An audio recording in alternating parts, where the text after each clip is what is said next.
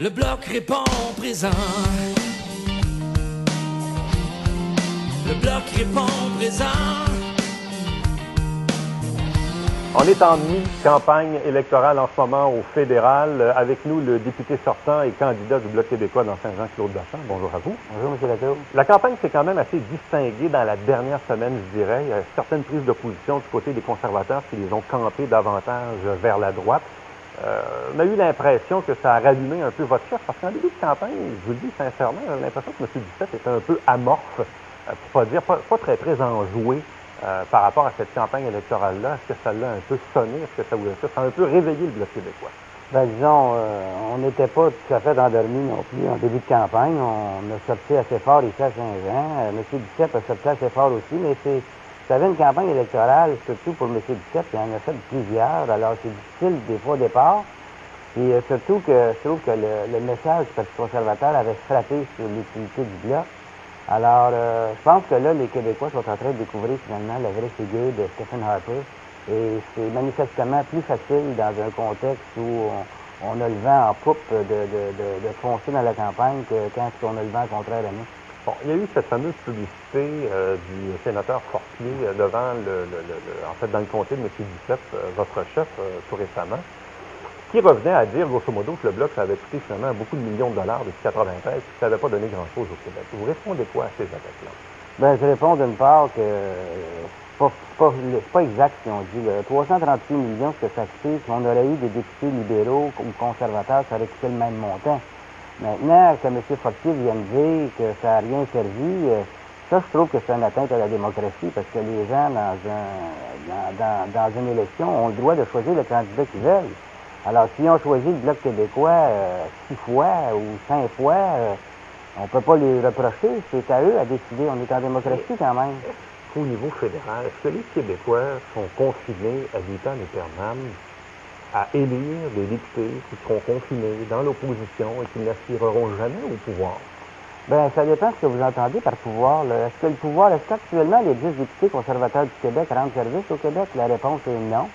D'ailleurs, on en a une preuve. M. Gourde se promène avec son camion Tonka un peu partout. Est-ce qu'il sert ses électeurs du comté de la Binière en faisant ça? Nous, on est concentrés sur notre élection, on est concentrés sur nos dossiers. Le Bloc québécois, c'est un parti fait sur mesure pour le Québec. Puis les candidats, dont moi-même, le candidat de Saint-Jean, on est sur mesure pour le candidat, pour la ville de Saint-Jean et le comté. Alors, on rend service aux gens, les gens s'en rendent compte. Qu'est-ce que le Bloc a à offrir? Il a à offrir une bataille continuelle pour défendre les intérêts de son milieu, défendre les intérêts et les valeurs du Québec.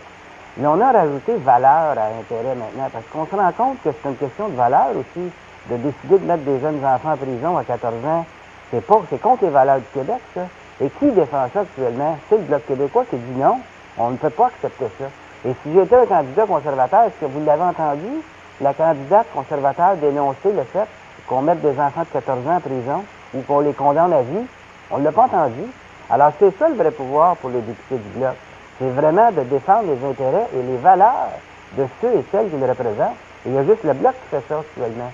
Bon, dans le comté de Saint-Jean, on l'a vu la semaine dernière à la une du Canada français, on a titré « Coalition anti-Bachand ». Vous identifiez comme étant l'homme à battre dans le comté, qui a même des libéraux déçus, qui regardent les choses aller et qui disent finalement, comme les conservateurs ont peut-être mathématiquement plus de chance, selon les sondages toujours, il y a des libéraux qui se sont joints aux conservateurs pour former une coalition pour, dans le fond, qu'il y ait moins de divisions de vote pour vous battre ultimement.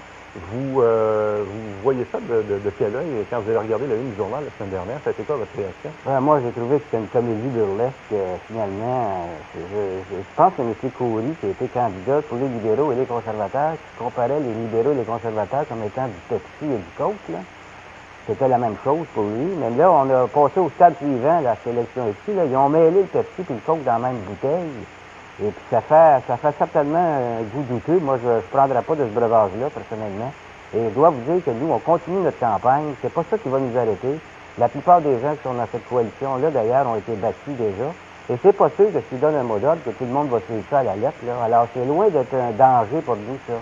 Il s'agit pour nous de continuer notre campagne, puis on verra le 14 octobre. Est-ce que c'est pas pour eux, dans le fond, la bonne tactique à employer? Parce que si effectivement les fédéralistes se divisent le vote, c'est à votre avantage mathématiquement parlant. Donc, dans le fond, est-ce que c'est pas la bonne stratégie qu'ils empruntent en ce moment? Je suis pas sûr que c'est la bonne stratégie parce qu'actuellement, je pense que la stratégie employée par tout le monde au Canada et au Québec, c'est de bloquer la route à Stephen Harper.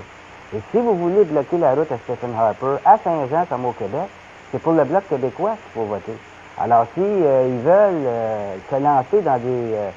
en pensant qu'ils vont concentrer le vote juste en émettant un mot d'ordre, ça me paraît bizarre pour des gens qui ont porté le drapeau libéral haut et fort pendant tant d'années, que du jour au lendemain, on dit maintenant on est avec les conservateurs, c'est pas pour défendre le peuple, on le sait. Il y a certains intervenants, certains décideurs locaux qui ont mal pris le fait que vous vous attribuez, disons, le succès, si on veut, du collège militaire ou du moins de la présence militaire sur le territoire de Saint-Jean en disant qu'est-ce que Claude Bachand a réellement fait pour que l'aspect militaire soit plus en vigueur en ce moment dans le comté de Saint-Jean. Vous répondez quoi à ces gens-là dans la région? Ben, je leur réponds qu'ils devraient regarder, pour commencer, c'est quoi quel dossier je porte à Ottawa, c'est le dossier de la Défense nationale. Est-ce que, par exemple, je leur dis que là, on est en train de travailler sur un nouvel hôpital pour la base militaire, on est en train de pousser pour la réouverture complète du collège militaire. J'ai pas entendu les conservateurs le dire. J'ai entendu Lawrence Cannon dire le contraire. Vous allez vous contenter de ce qu'on vous a donné. Alors, si j'étais un candidat conservateur, je vous dirais, écoutez, c'est formidable. On a eu la réouverture du collège militaire, seulement que c'est juste la moitié, mais ça, c'est pas grave. On verra dans le futur.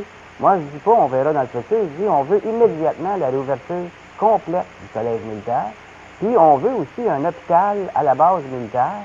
Et je vous le dis d'avance, si ça se passe, je verrais mal qu'on vienne me dire, ben, M. Bachand, vous ne pouvez pas vous attribuer le mérite. Je continue de m'attribuer le mérite.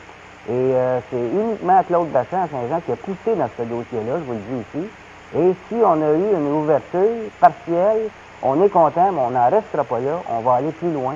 Et on veut les lettres de noblesse que le collège militaire avait à l'époque. Est-ce que c'est votre dernière élection fédérale? Moi, je vais vous dire, j'y vais élection par élection. Je ne pense pas. Écoutez, on y va mandat par mandat. Est-ce que ça ne devient pas essoufflant que d'être toujours dans l'opposition? Oh, bien sûr, c'est pas facile parce que, écoutez, ben, on était à la Chambre des communes, on a tout le monde sur le dos.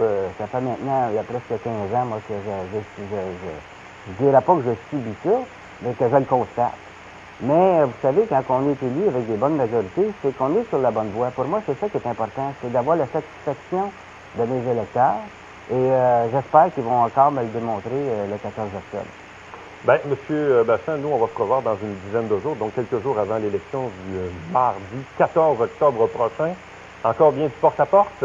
Oui, si les pieds tiennent le coup, il va y avoir encore beaucoup de porte-à-porte, oui. M. Bachand, merci beaucoup. Merci. Un peuple, une âme, une nation.